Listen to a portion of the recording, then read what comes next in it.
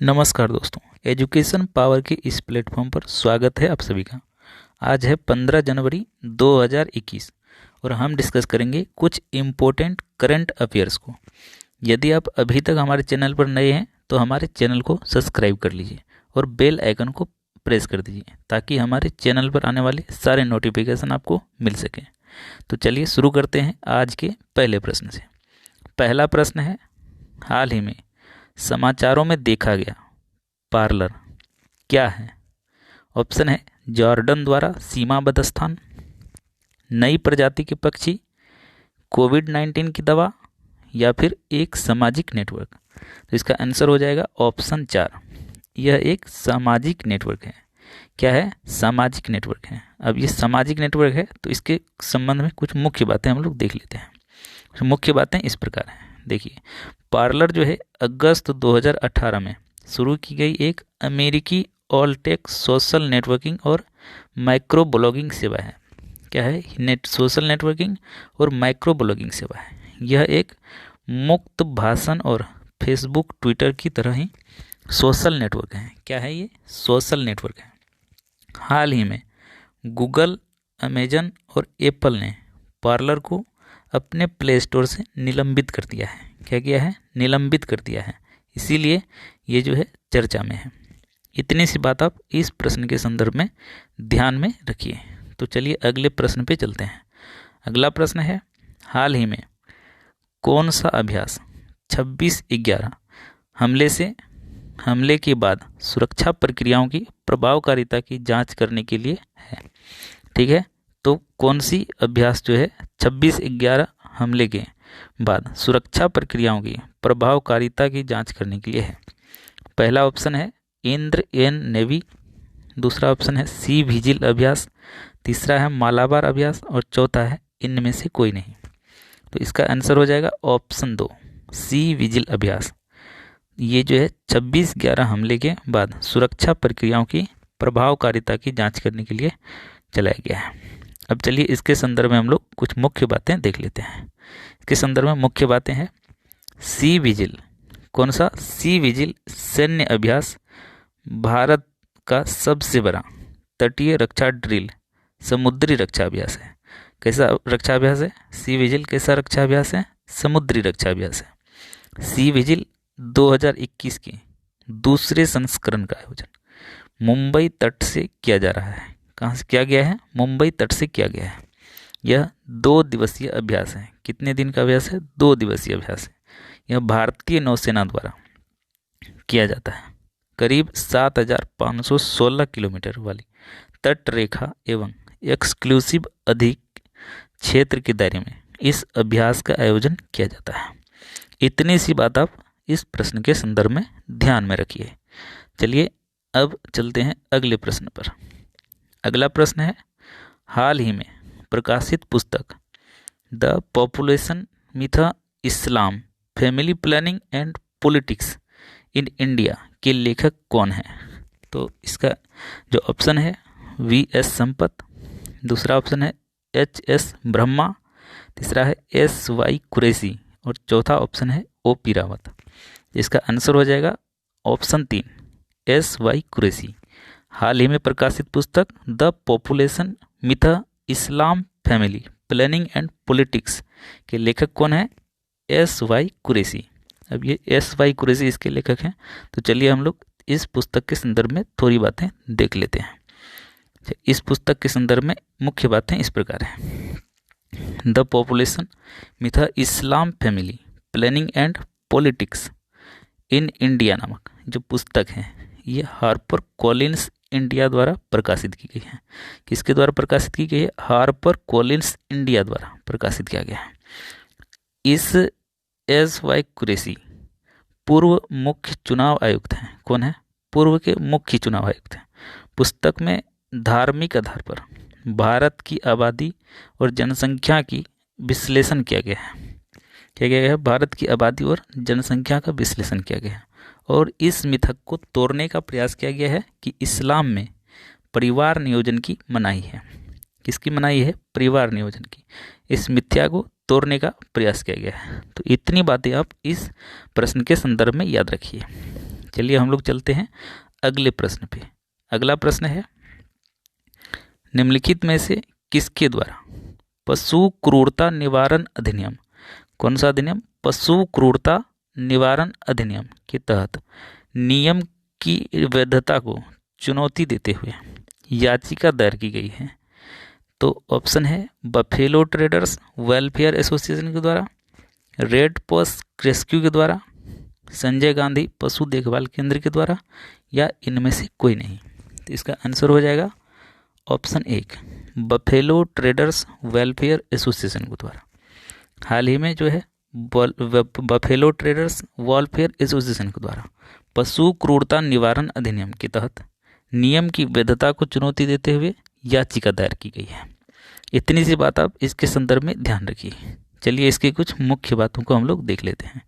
इसकी कुछ मुख्य बातें इस प्रकार हैं। देखिए, कुछ समय पहले बफेलो ट्रेडर्स वेलफेयर एसोसिएशन, किसने, बफेलो ट्रेडर्स वेलफेयर एसोसिएशन ने एक याचिका दायर की थी जिसमें अधिकारियों द्वारा मवेशी परिवहन में प्रयोग वाहन को जब्त करने और जानवरों को आश्रय स्थल पर भेजने संबंधित नियमों को चुनौती दी गई थी।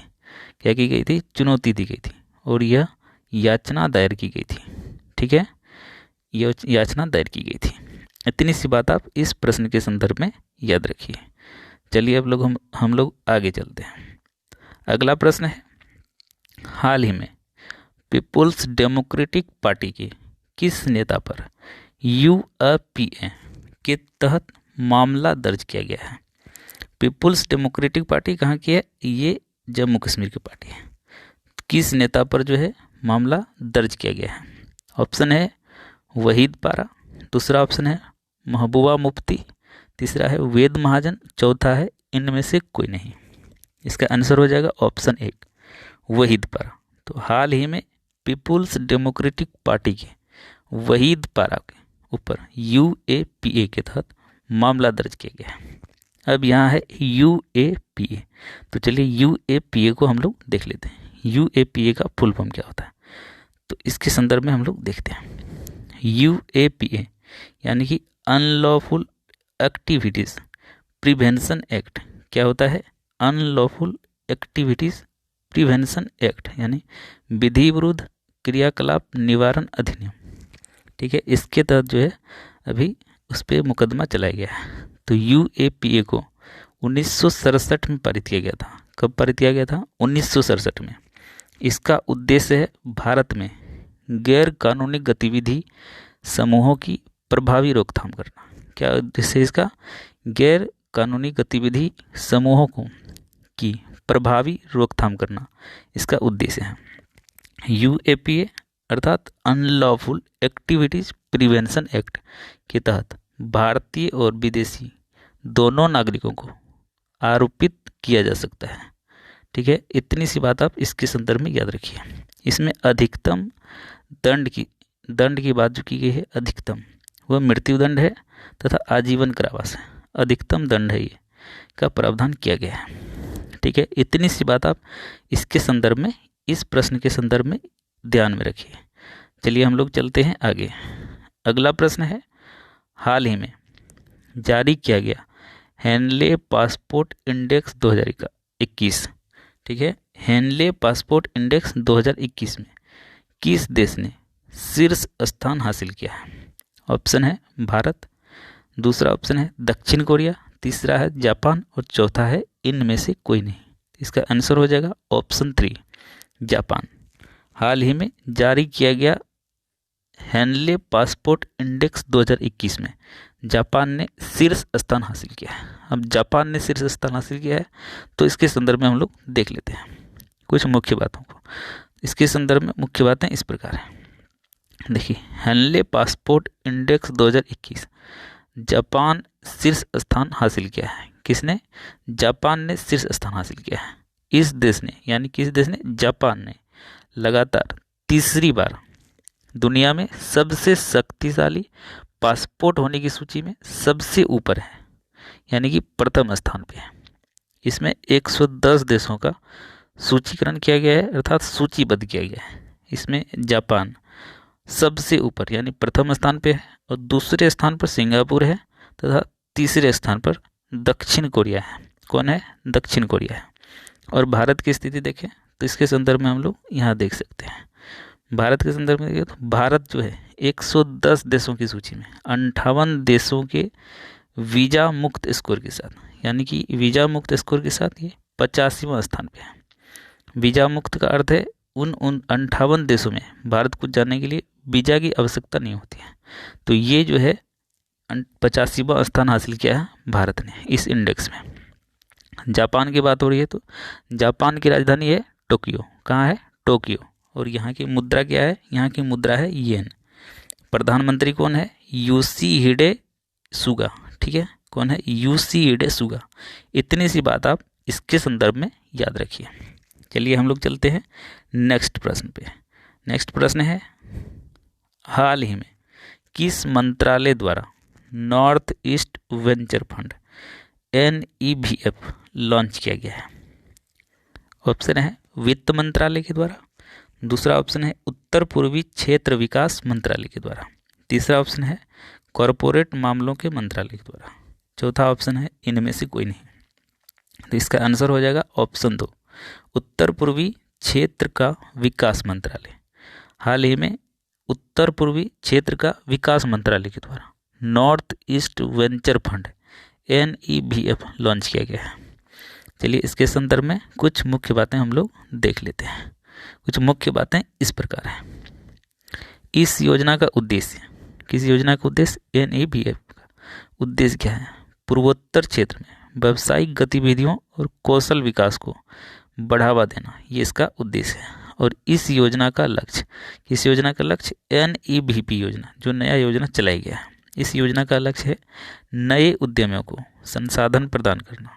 ठीक है, नए उद्यमों को संसाधन प्रदान करना तथा उसके उद्देश्य से स्टार्टअप और अनूठे व्यावसायिक अवसरों में निवेश करना, ये इसका उद्देश्य है।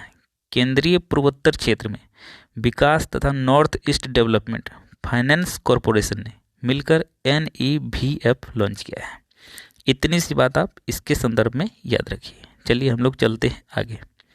अगला प्रश्न है, हाल ही में समाचारों में देखा गया वेस्ट बैंक, कौन सा बैंक? वेस्ट बैंक नामक भूभाग, ये एक क्षेत्र का नाम है। ठीक है, तो भूभाग वाला क्षेत्र निम्नलिखित में से किस सीमा से घिरा हुआ है? इन ऑप्शन है काला सागर, ऑप्शन है मृत सागर, लाल सागर, या इनमें से कोई नहीं। इसका आंसर हो जाएगा ऑप्शन 2, मृत सागर। तो हाल ही में समाचारों में देखा गया वेस्ट बैंक, ये जो है मृत सागर से घिरा हुआ है। इतनी सी बात आप इसके संदर्भ में याद रखिए। चलिए इसके संदर्भ में कुछ मुख्य बातें हम लोग देख लेते हैं। मुख्य बातें इस प्रकार हैं। वेस्ट बैंक पश्चिमी एशिया की भूमध्य सागरीय तट के पास वाला क्षेत्र है। कहाँ का क्षेत्र है? पश्चिम एशिया की भूमध्य सागरीय तट के पास वाला क्षेत्र है, जिसकी सीमा पूर्व दिशा में मृत सागर और जॉर्डन है तथा तीनों ओर इजराइल द्वारा सीमाबद्ध है। इस भूभाग को 1948 में अरब इजराइल युद्ध में जॉर्डन द्वारा कब्जा कर लिया गया था और इसे वेस्ट बैंक नाम दिया गया था। क्या नाम दिया गया था? वेस्ट बैंक नाम दिया गया था। 1967 में 6 दिवसीय युद्ध के दौरान इजराइल ने इस पर कब्जा कर लिया था। इतनी बातें आप इसके संदर्भ में याद रखिए। चलिए अब चलते हैं हम लोग अगले प्रश्न पर। अगला प्रश्न है, वर्तमान समय में भारत के कुल भौगोलिक क्षेत्र का, किसका? कुल भौगोलिक क्षेत्र का लगभग कितना प्रतिशत भूभाग संरक्षित क्षेत्र है? कौन सा क्षेत्र है? संरक्षित क्षेत्र है। ऑप्शन है लगभग 5% क्षेत्र, लगभग 4% क्षेत्र, लगभग 3% और इनमें से कोई नहीं। इसका आंसर हो जाएगा लगभग 5% क्षेत्र। वर्तमान समय में भारत के कुल भौगोलिक क्षेत्र का लगभग 5% भूभाग संरक्षित क्षेत्र है। इसके संदर्भ में मुख्य बातें हम लोग देख लेते हैं। मुख्य बातें हैं, भारत की कुल भौगोलिक क्षेत्रों में से 903 संरक्षित क्षेत्र है। कितना क्षेत्र है? 903 संरक्षित क्षेत्र है, जो कि कुल भौगोलिक क्षेत्र का लगभग 5% है। कितना प्रतिशत है? 5% है। इतनी बातें आप इसके संदर्भ में याद रखिए। चलिए हम लोग चलते हैं अगले प्रश्न पे। अगला प्रश्न है 15 जनवरी को, आज है 15 जनवरी, और 15 जनवरी को प्रतिवर्ष किस दिवस के रूप में मनाया जाता है? ऑप्शन है योग दिवस के रूप में, दूसरा ऑप्शन है पृथ्वी दिवस के रूप में, तीसरा ऑप्शन है सेना दिवस के रूप में, और चौथा है इनमें से कोई नहीं। इसका आंसर हो जाएगा ऑप्शन 3, सेना दिवस के रूप में।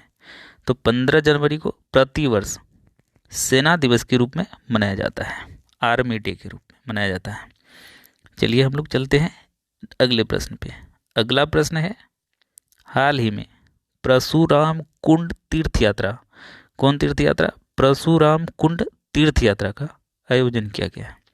ये किस राज्य में किया गया है? ऑप्शन है बिहार, दूसरा ऑप्शन है उत्तर प्रदेश, तीसरा ऑप्शन है अरुणाचल प्रदेश, और चौथा है इनमें से कोई नहीं।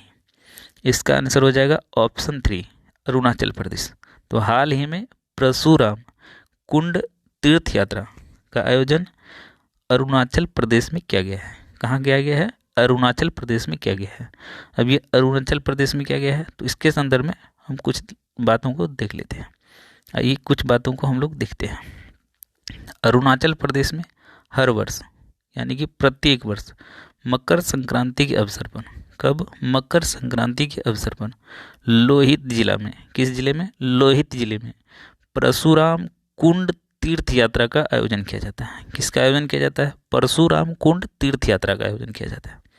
इस वर्ष यानी कि 2021 में यह यात्रा 13 जनवरी को शुरू हुई है। कब शुरू हुई है? 13 जनवरी को शुरू हुई है। और अरुणाचल प्रदेश का राजधानी है ईटानगर। कहाँ है? ईटानगर। और अरुणाचल प्रदेश के मुख्यमंत्री हैं पेमा खांडू। कौन है? पेमा खांडू, जो 2019 में बने हैं। और यहाँ के राज्यपाल कौन है? राज्यपाल हैं BD मिश्रा। कौन है? BD मिश्रा। तो आज के करंट अफेयर सेशन का क्वेश्चन समाप्त होता है। मिलेंगे अगले सेशन के साथ, तब तक के लिए धन्यवाद। जय हिंद, जय भारत।